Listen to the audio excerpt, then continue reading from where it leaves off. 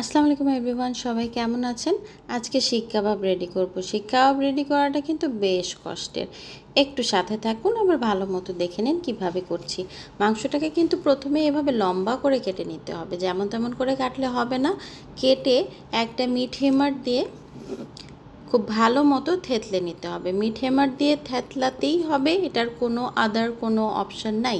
খুব ভালো মতো থেতলে নিয়ে একটা বোল নিব। বোলের মধ্যে কিছু মশলা মিক্সড করে নিব। প্রথমে 1 টেবিল স্পুন আদা পেস্ট, 1 টেবিল স্পুন রসুনের পেস্ট, জয়ত্রী জয়ফল অল্প দিলেই হয়ে যায়, গরম মশলা গুঁড়া আর গোলমরিচের পেস্ট সব ইউজ করছি আমি এখনও। আর দিয়ে দিচ্ছি কাঁচা পেঁপে, খোসাসহ কাঁচা পেঁপে বাটা। আর তার সাথে অ্যাড করে দিচ্ছি জিরার গুঁড়া, হলুদের গুঁড়া, মরিচের গুঁড়া আর সব লবণ ফর টেস্ট। আর অ্যাড করে দিব এখানে আমি বাজারের কেনা শিক কাবাবের মশলাটা। সব কিছু খুব ভালো মতো মিশিয়ে, আর অবশ্যই তেল অ্যাড করতে হবে, তেল দিতেই হবে। হ্যাঁ, তেল দিয়ে খুব ভালো মতো আমি মাংসগুলোকে মাখিয়ে নিব। প্রতিটা মাংসই যেন লাগে এমনভাবে খুব সুন্দর করে ম্যারিনেট করে নিতে হবে। হ্যাঁ, খুব সুন্দর করে মাখানোর পরে আমরা এটা ওভারনাইট রেখে দিব, ওভারনাইট ফ্রিজে রেখে দেব। হ্যাঁ, তারপরে পরের দিন বের করে এখন শিকে গাঁথার পালা।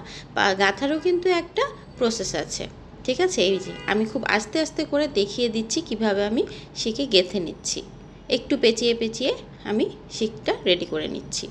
খুব ভালো মতো দেখবেন, কিন্তু সুন্দর মতো এভাবে না পেঁচাতে পারলে শিক থেকে খুলে মাংস বেরিয়ে আসবে। সুন্দর মতো মাংস গেঁথে এই যে আমার মাংসটা রেডি হয়ে গেল। সবগুলো আমি একসাথে রেডি করে নেব। এখন চুলা ধরানোর পালা। চুলাটা ধরানো যে কি কষ্টের, এটা না দেখলে বোঝানো যাবে না। প্রথমে ধরছিলই না আমার চুলাটা, অনেক চেষ্টা করলাম আমি আর আমার বোন মিলে, অনেকটা সময় লাগলো, তারপরে দিয়ে চুলাটা ধরলো। এজন্যই এতটা আপনাদেরকে দেখালাম চুলা ধরানোটাই যে কত কষ্টের। আমি ইলেকট্রিকটা নিইনি, অনেক বড় স্ট্যান্ড সহ ওটা রাখা কষ্ট, তাই আমি ছোট দেখে স্ট্যান্ডটাই কিনেছি। কয়লা দিয়ে, নারকেলের ছোবা দিয়ে, একটু তেলও লাগে, কেরোসিন তেল দিয়ে অনেকক্ষণ বাতাস টাতাস করার পরে যে আমার চুলাটা ধরলো, ঠিক আছে? তারপরে যে আমি দিতে পারলাম শিক।